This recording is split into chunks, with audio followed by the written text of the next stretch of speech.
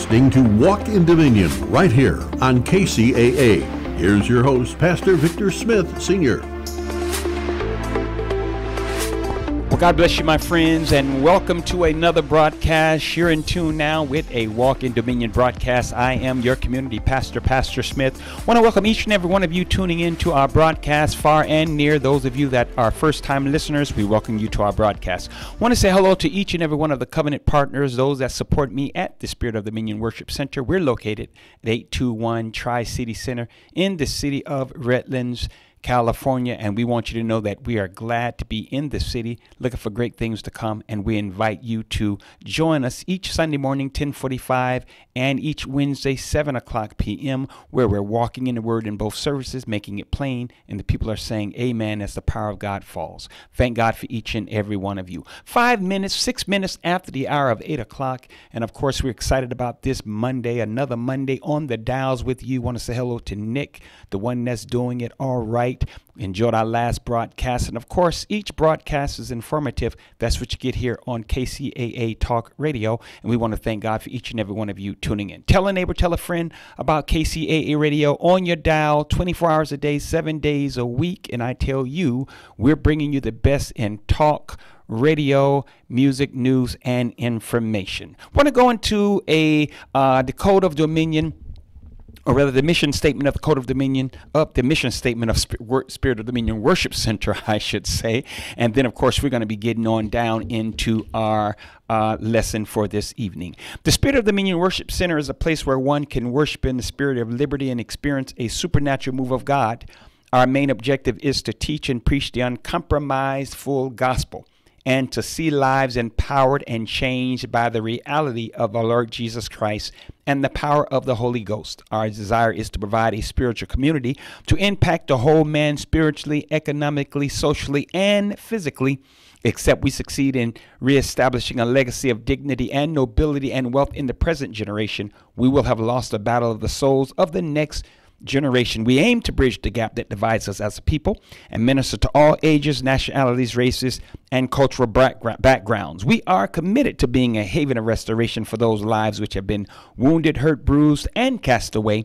We are a body of believers who are consistently striving for excellence in ministry, not by power nor by might, but is by my spirit, saith the Lord of hosts. Zechariah 4:6. The Spirit of Dominion, Code of Dominion it is my destiny to go to the next level in the things of God. I am determined to present my heart, my mind, and my body to God's plan of dominion for my life. For I am the head, not the tail. I am a victor, not a victim. I will soar and not be brought low, and lend to many nations and not have to borrow. For my life will be an example to those that behold him in me, for I am the blessed. Welcome to a Walk in Dominion broadcast. Going to go into this song selection by my one and only gospel artist, favorite gospel artist, I should say, Ricky Dillard, Through It All. We'll be right back with the opening scripture. God bless you.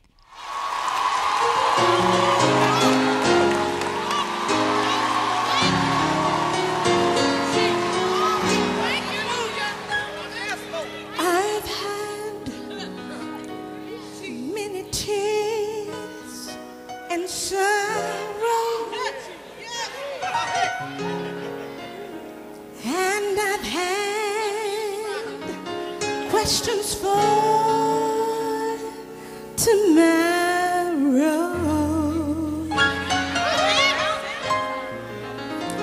There's been times I didn't know right from wrong.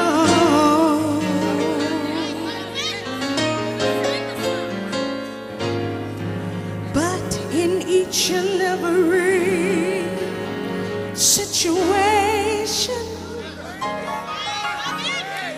God gave blessed consolation that my trials only come to make me strong.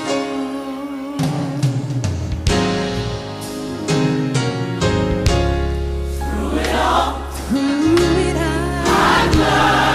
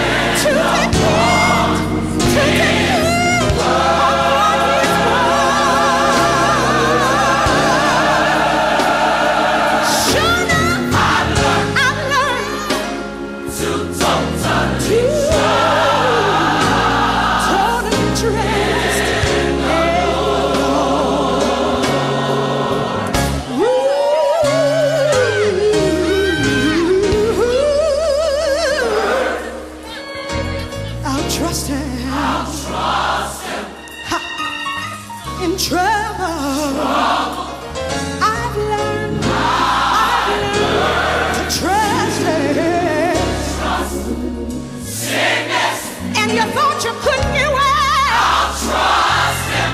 You may be down with so much pain. I'm going to. I've been used, and God knows I've been scarred. I've been talked about, talked about. So is your God. Trust him. But I'm gonna trust him. I'll trust him. Trust in the Lord. Trust him. With all of your heart. Trust him. And lean. Trust him. Oh, I'm gonna lean. I'll trust him. Say I'm gonna lean. Trust him.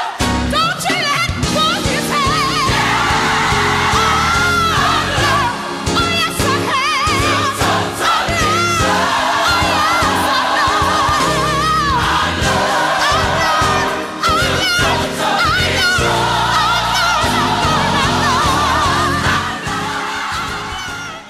Well, God bless each and every one of you. That is the one and only Ricky Dillard. That is an old song entitled Through It All. Of course, that song has been revamped, revised, and rewritten by many different artists.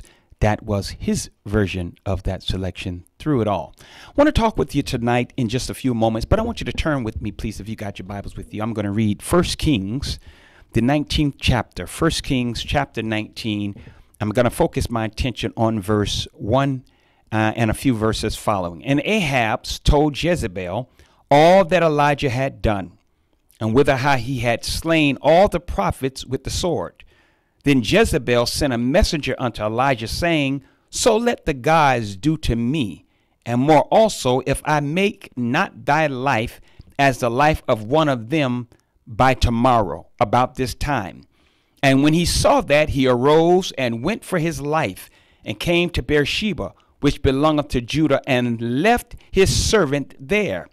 Verse 4, But he himself went a day's journey into the wilderness, and came and sat down under a juniper tree.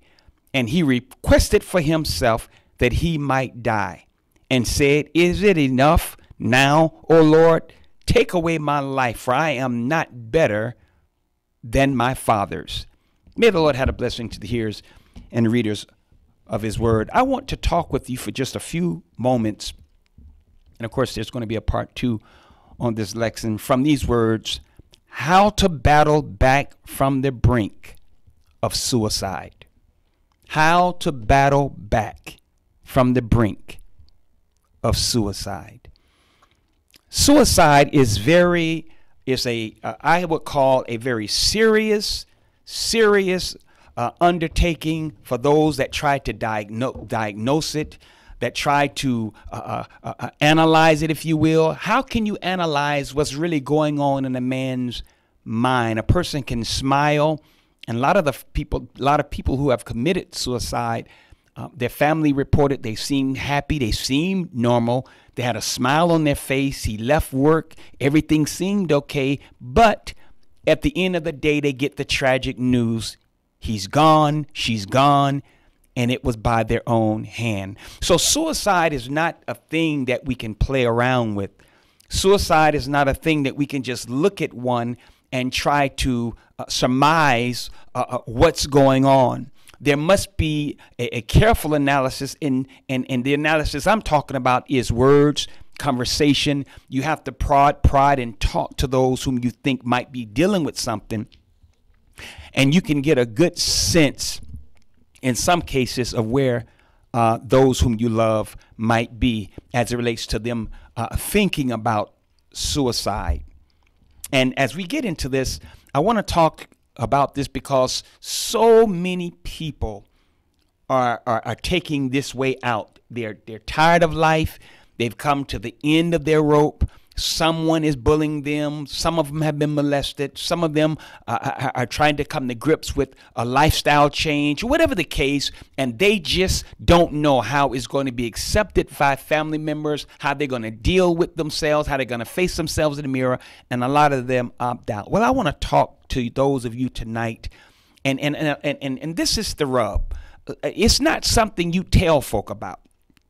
Suicide is not something that folk go up to you and say, you know what, I'm thinking of doing this. Those that truly want to end their lives, they're not waving flags. They're not having a conversations, but there are flags to be seen. If we love them and we watch them, we can see some telltale signs. And hopefully, by the grace of God, I can give you some illumination or shed some light on this often undiagnosed statistic.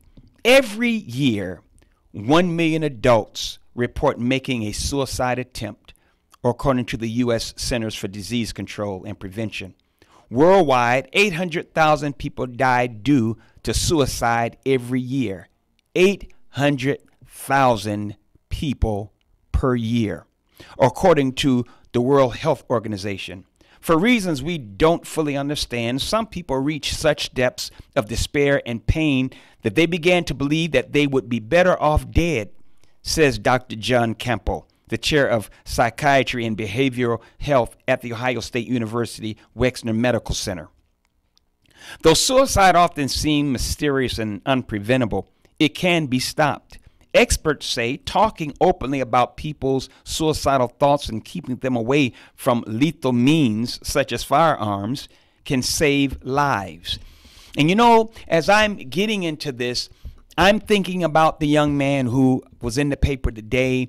Of course, his parents are upset with members of the church because they felt that the young man was demeaned and called a sinner or talked about in a derogatory way at his funeral services, and the families are upset. Saw the young man, a nice looking young man, whole future before him, but he thought it would be best that he end his life. Let me pause before I go on with more statistics.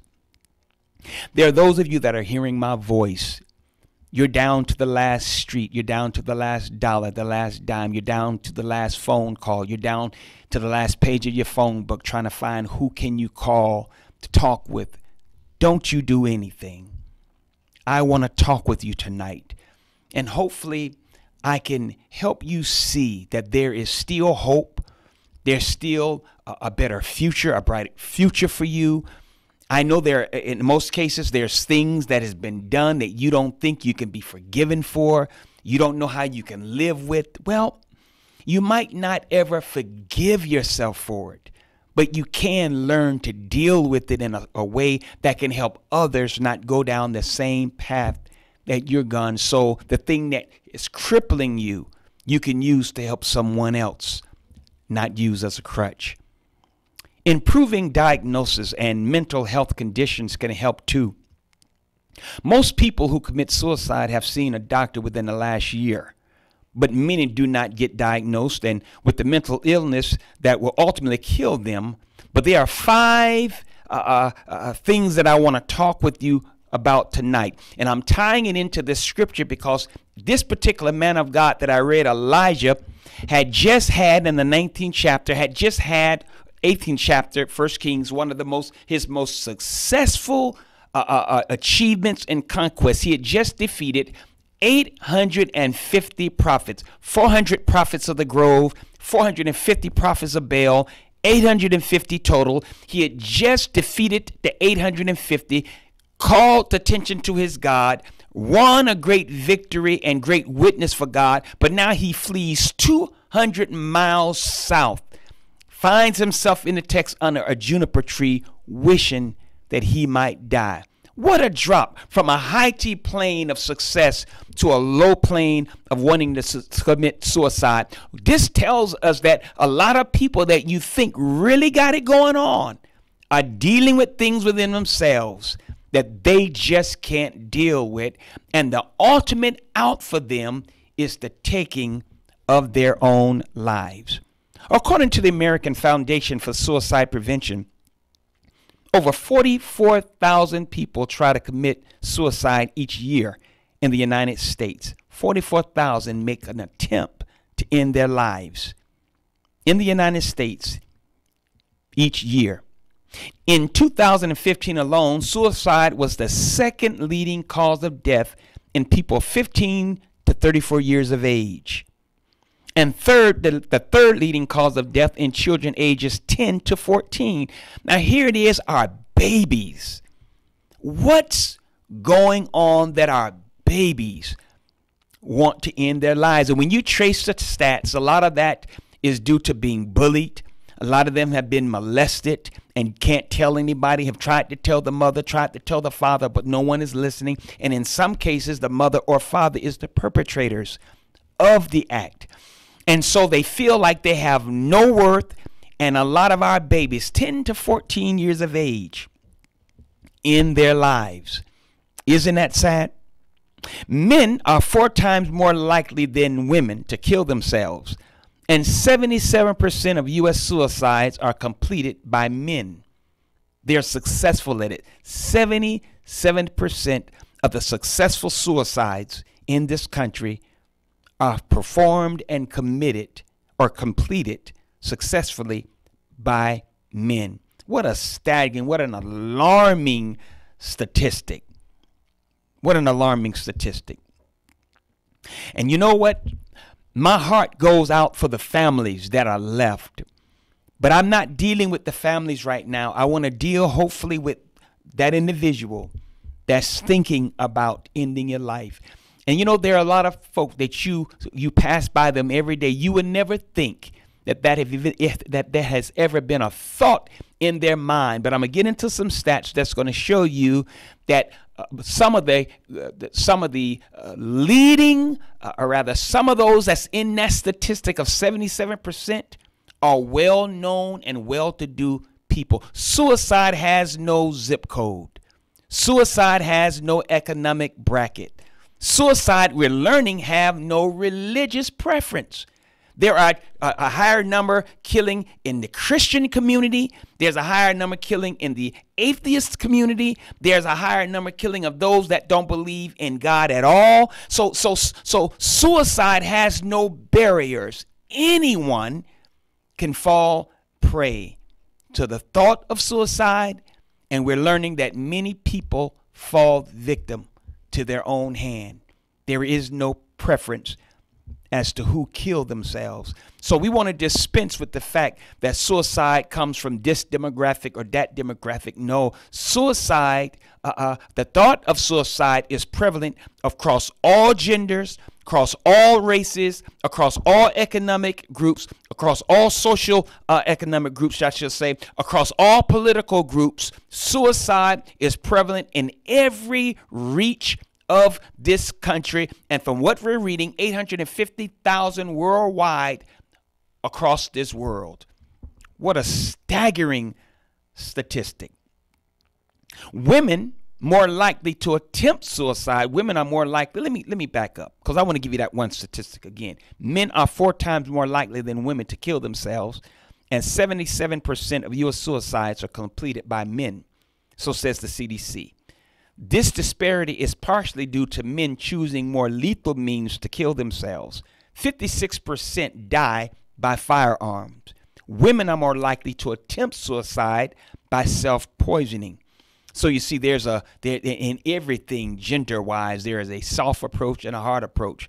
There's a thing that a lot of folk on the left like to say all the time, that guns are the problem in the country. I do believe that we need to do something in areas of gun control, but I believe that it's not so much of the firearm that's the problem. A lot of it is mental health. A lot of it is the wrong people are getting guns. A lot of the times, gun sellers, gun dealers are so anxious to push their product, they don't do proper checks, and sometimes we have folk that shouldn't get guns fall through the cracks. Even if it happens 1 out of 5 times, that's 1 time too many, because that person usually is the one that commit a mass shooting, and folk are wondering, how did they get a gun? So now I'm not jumping on the left's bandwagon saying take people's guns are bad. No, what I'm saying is that we do need to strengthen things in the area of background checks. We do need to strengthen things to make sure if a person have been flagged about weapons, that we do our due diligence to make sure that somehow they don't end up with the weapon. We should do that. That's the least we can do. But do I advocate taking guns? No, I do not. Do I think guns are bad to have at home? No, I do not. Do I think a person should be allowed to have guns? Yes, I do. I do believe a person should have the right to bear arms according to our Constitution. Not only that, I believe that a responsible man, a responsible woman should have some type of protection in their home to protect their family. We're dealing with some crazy times. We're dealing with some awful things are happening. And I tell you, I'd rather be caught with it than to be caught without it. Let me just say it that way. And of course, I'm legal to carry. I'm legal to own. And I know there's a lot of folk due to felonies and the like, you can't own or purchase firearm. But don't you think that stops people from getting firearms? There folk have stuff in their homes. You'd be surprised the stuff. I was in Georgia around 2008, and I was surprised that out of the gun shops that I visited, just about all of the gun shops was out of ammunition. Now, this is a staggering statistic. Just about all of the gun shops were out of ammunition. And from what the gun shop owner told me, they believed that President Obama was coming to confiscate people's guns. So I don't know if they were out or they just had the ammunition put away. Folks stocked up. So we buy, purchase, and sell guns in this country. So I don't think it's saying too much to just do a little tightening up on background checks and making sure that guns don't get in the wrong hands. So women are more likely to poison themselves, to commit suicide by poisoning, says this same Dr. Campo. There are racial disparities in suicides, true enough, but yet suicide hit all demographics. American Indians, Alaskan Natives, and white men are the highest risk. Asian Pacific Islanders have the lowest suicide rate for men, and African Americans have the lowest rate for women, according to the CDC. An increase in suicides among middle-aged Americans from 2005 to 2010 alone may have been in response to the economic recession of 2007. A 2015 study in the American Journal of Preventive Medicine found also adolescents and young adults in rural areas are more likely to commit suicide than those in urban regions. A 2015 study in the Journal of Pediatrics found popular media may also increase suicide rates. Popular media. Now, this is some staggering statistics. A study published in JAMA International Medicine found that since the 2017 release of Netflix series 13 Reasons Why, suicide queries increased online 19%. This is quite an alarming stat. Since the Netflix series 13 Reasons Why was released in 2015, there has been a 19% inquiry increase about suicides. That's between 900,000 and 1,500,000 more suicide-related searches in the 19 days that followed the series release. Now, is that a coincidence? Those that are tasked with running the stats and checking and surveying these type of things generally know what they're talking about. They might be off by percentages, but for the most part, they generally know what they're talking about. Now, as I lay the stats aside for just a few moments, in the text that we've read, Elijah, the man of God, was confronted with a very staggering situation, and I'm going to deal with that in just a few moments. We're at the bottom of the hour. Let's go into the song selection, and we'll be right back. I don't care what I accomplish in my life. I realize that I need the Lord. You need the Lord tonight if you just look to the hills from whence cometh your help. Your help comes from the Lord.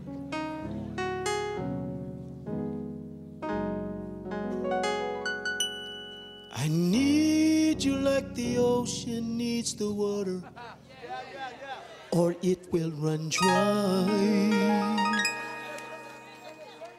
I need you like the many stars above needs the setting of the sky.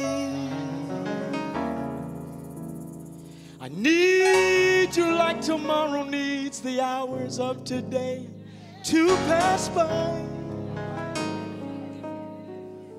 Lord, I need you more than ever, so hear my humble cry.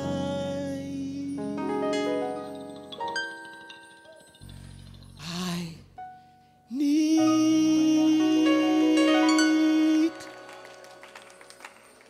thee, oh, I need thee.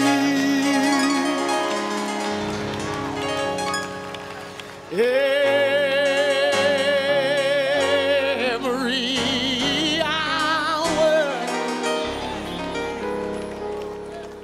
I need thee.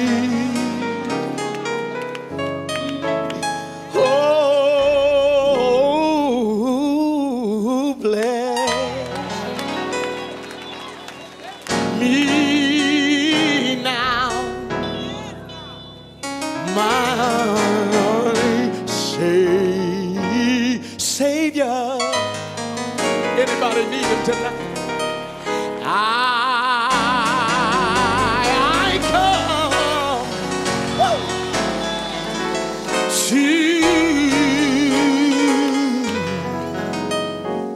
to thee. I need thee in the morning when from evening's rest I wake. I need you to direct my path in every step I take. I need you, Lord, to keep me. I need your mercy and your grace. Yes, I need you more than ever. You promised never to forsake. I wish somebody would help me right through here. Say, I need thee, oh, I need thee every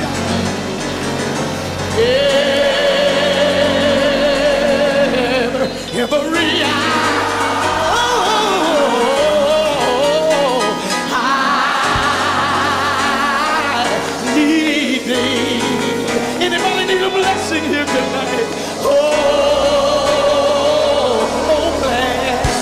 Oh, bless me now, right now, my Savior. Well, God bless you. That was the one and only Bishop Paul Morton. I need thee. What a beautiful selection. It brings me back to my roots. That was an old refrain that we used to sing early in the morning at our worship services. I need thee, Lord. I need thee. 35 minutes after the hour of 8 o'clock, we're going to go right back into our studies here. We're talking about how to battle back from the brink of suicide. And we just gave you some alarming statistics, and we're going to get back into some of those. And, of course, there's going to be a part 2 of this series. This is a 2-part series, suicide prevention and how to battle back from the brink of suicide. And I'm going to be talking to you, and hopefully we can open up the prayer lines, give you some contact information, some folk that you can call even at the end of this broadcast that can, we believe, can help you, because we want you to be okay. You have a long life, and we want you to live that life out into completion. James 5:17 lets us know that Elijah was a man of like passions. He prayed that it would not rain, and God honored him, and it did not rain. Elijah was a man of like passions as we are, a man of clay, subject to the same trials and failures as any believer. But how strange that Elijah should face 850 angry prophets, did it boldly and without fear, and then run away from the threats of one woman, Jezebel. After defeating the 850 prophets, she sent word that I will make you of one of my prophets tomorrow. And of course, you know that Elijah cut their heads off and then burned them. And she's saying, I'm going to do the same to you. And for fear, this great, powerful man of God, having just destroyed 850 on the mountaintop, so to speak, here he is. He runs because of something said, and now he's wishing to die. A parallel.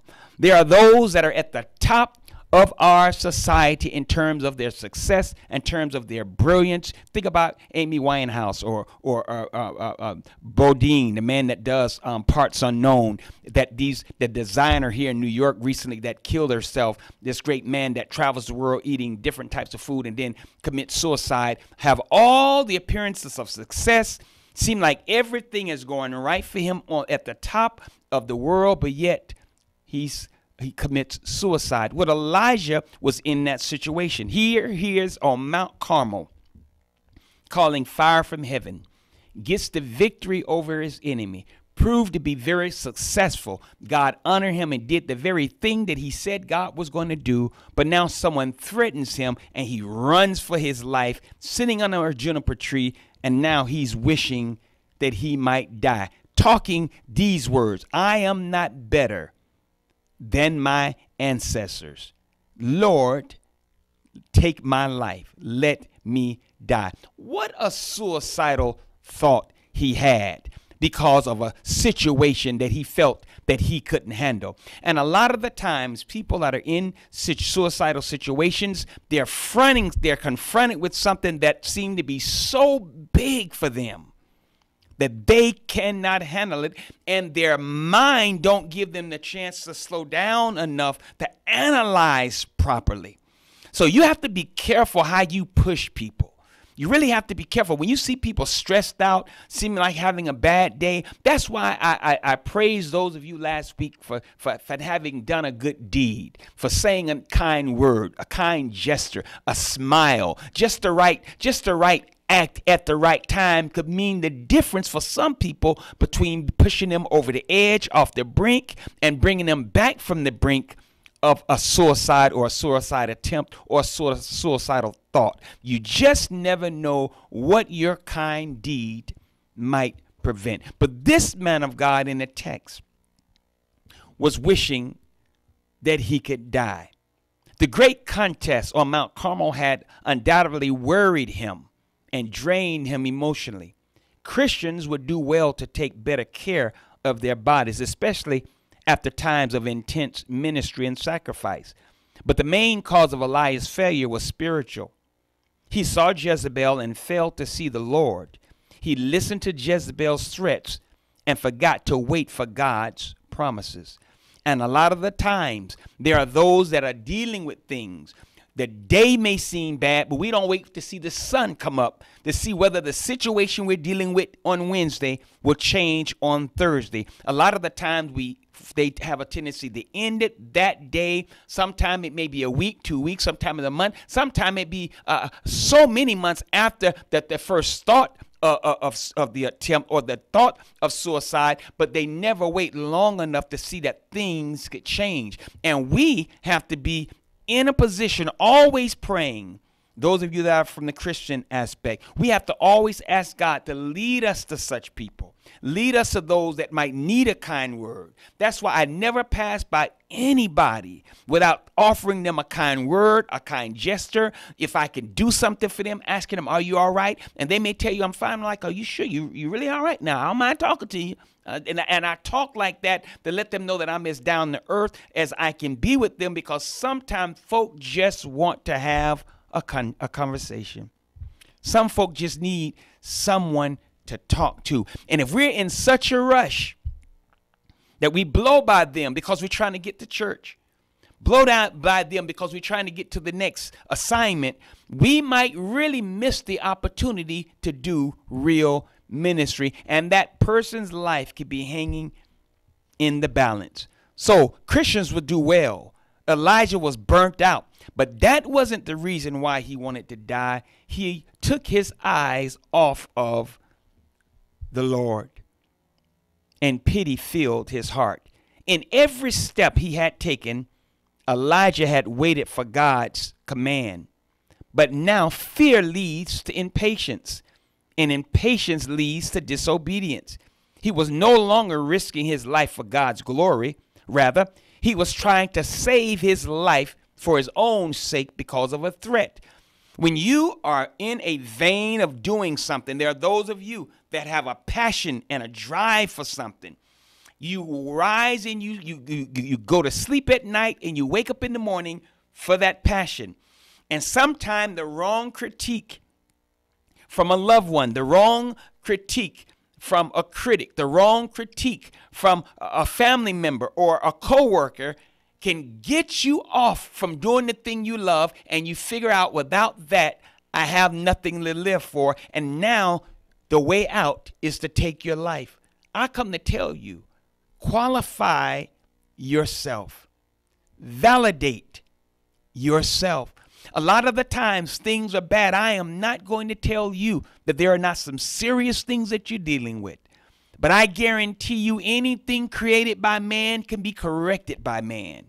Anything messed up by man can be corrected by man. Even yourself. You may have messed up big time. You may not know how you're going to face your son, face your daughter, face your wife, face your husband, face your mother, your father. You might not know, but anything you messed up, you can fix. It is not so bad that closing your eyes forever is the remedy. You can live through it. You can make it if you just try. And I appeal to you from my heart, don't take that step. Do not take that step, because not only are you leaving behind the wreckage of what you might feel is wreckage, but you're leaving a whole host of those whom you don't want to hurt to deal with your absence. They would rather have you here and broken than to have you gone. Trust me when I tell you. For reasons not fully understood, back into some statistics. Suicides are more common in spring. This springtime peak may be the result of the loss of hope as the weather warms, but life doesn't seem to improve for the depressed person. Alternatively, increased sociality during warmer months could put extra pressure on someone who is struggling. Some scientists even believe that inflammation from spring allergens can exacerbate mental illness, though those connections are really largely unproven. But what are some of the suicidal warnings? The biggest risk factors for committing suicide is having previously attempted to kill oneself. The vast majority of people who do kill themselves have a mental illness. More than 90% of people who kill themselves have a mental disorder, either depression, bipolar disorder, or some other diagnosis, according to the National Alliance on Mental Illness. Substance abuse is another risk factor, in part because of drugs and alcohol lower inhibitions, making it easier for people to act on their suicidal thoughts. 1/3 of people who killed themselves in 2009 had alcohol in their system. 1/3 of those who killed themselves in 2009 had alcohol in their systems, according to the CDC. About a fifth, 20.8%, tested positive for opiates, which include prescription pain medications and heroin. People with a family history of suicide, childhood trauma, or who have impulse aggressions are more likely to commit suicide themselves, says Dr. Campbell. For people with an underlying mental illness, stressful situations such as bullying, relationship conflict, or unemployment can increase risk. But these are those whom they've diagnosed. You can believe that if they're giving you a number like 20.8%, that number may be even higher. There are so many people that are not even talked to. So you really can't get a just stat in all respects about who is really killing themselves and who's not. But we do have these stats on record. What a staggering statistic. Bullying. Isn't it sad that a child, and there is no one that can be more cruel at times than children in school. The more you cry, the more they talk. The more that you cry, the more they put it on. And we as parents, we need to do better at talking to our children about how to behave socially. I don't advocate a child talking to a teacher any kind of way. I don't advocate a child talking back to a teacher word for word. I don't advocate that. I didn't allow my children to carry on that. A teacher is the second instructor of the child after the parents. They spend the most time with the child after the parents on a week-to-week basis. We need to teach them to respect the children. We need to teach them that the classroom is not a playground. We need to teach them that they ought to conduct themselves in a way that is if we were sitting in the classroom with them. These are the things that I think parents in some respects have allowed to go unchecked. We just let children do anything today in school. Let them talk back, and then when we're called to school to check behavior, we side with the child and instead of the teacher. This is going to really go against us in the long run, and I believe it's going against us now. What we're doing, we're teaching children to undermine authority, and guess what authority will be undermined next? Your own. We need to watch it.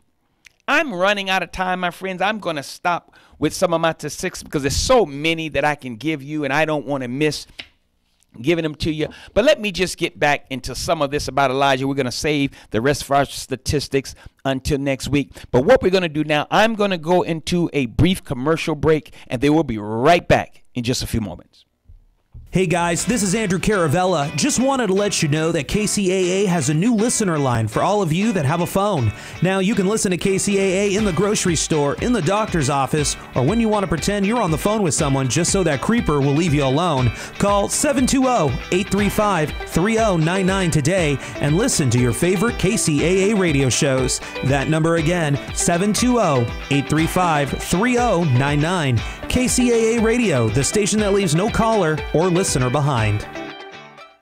If you're looking for a full or part-time sales position and you have radio, TV, or print media experience, KCAA has a great opportunity waiting for you that pays the highest commissions in the market. KCAA is the only station in the IE that broadcasts on 3 frequencies, so advertisers receive 3 ads for 1 low rate. This makes KCAA a must-buy for every local business. If you're interested in a sales position with us, email CEO@kcaaradio.com.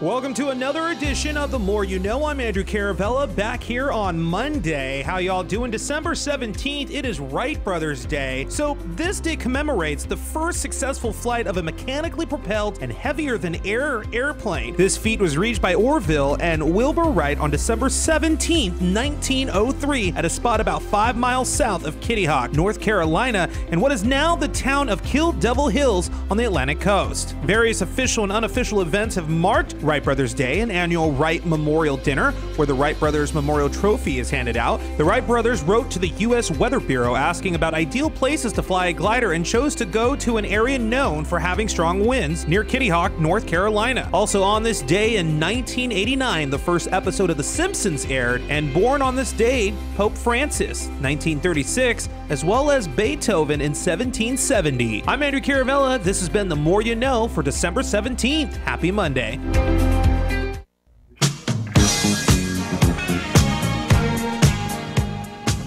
God bless you, my friends. We're back on the dials with you. 10 minutes till the top of the hour. You've been in tune with a Walk in Dominion broadcast. I am your community pastor. The Spirit of Dominion Worship Center is located at 821 Tri-City Center in the beautiful city of Redlands, California. We thank God for you tuning in to us right here at KCAA Radio, 1050 AM and 102.3 FM and 106.5 FM. Thank God for each and every one of you. We've been talking with you about battling from the brink of suicide. We're going to continue with that lesson possibly on next week. And I tell you, I'm excited about this lesson because it is so informative. I want those of you that are in this situation, are battling, are having thoughts of suicide. If you need someone to talk to, you can call me at 909-955-9442. That's 909-955-9442. I'd love to speak with you and give you more direction off the air. You do not have to do that. And a lot of the times, sometimes a good conversation helps us at least begin to see things a little clear.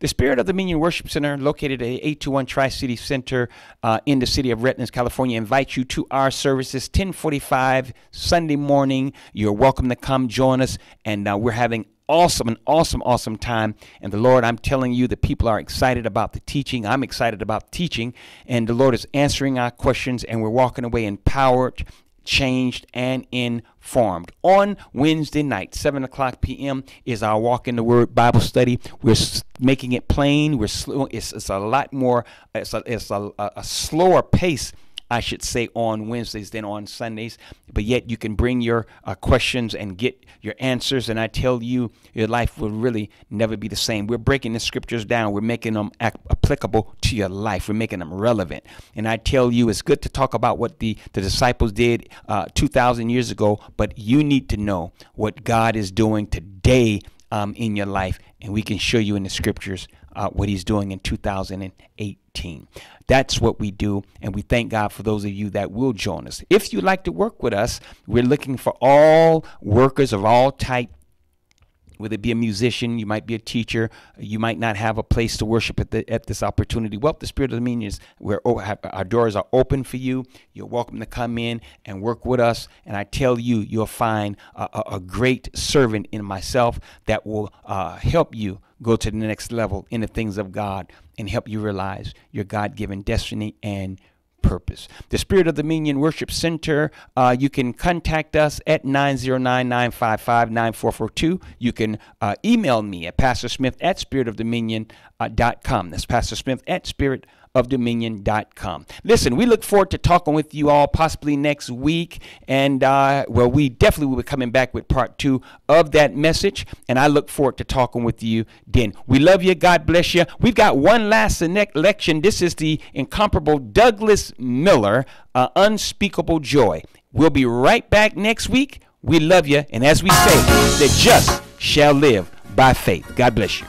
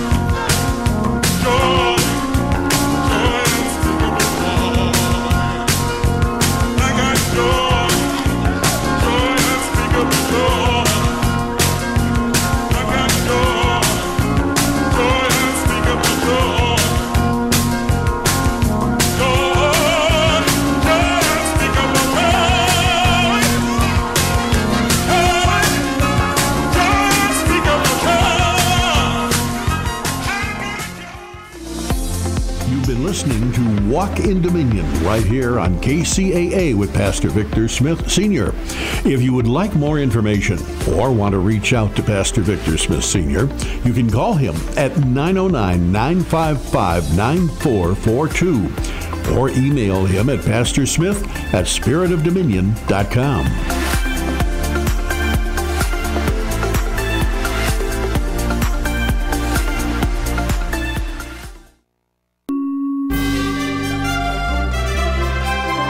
KCAA Loma Linda. Listen on 1050 AM, 102.3 FM, and 106.5 FM.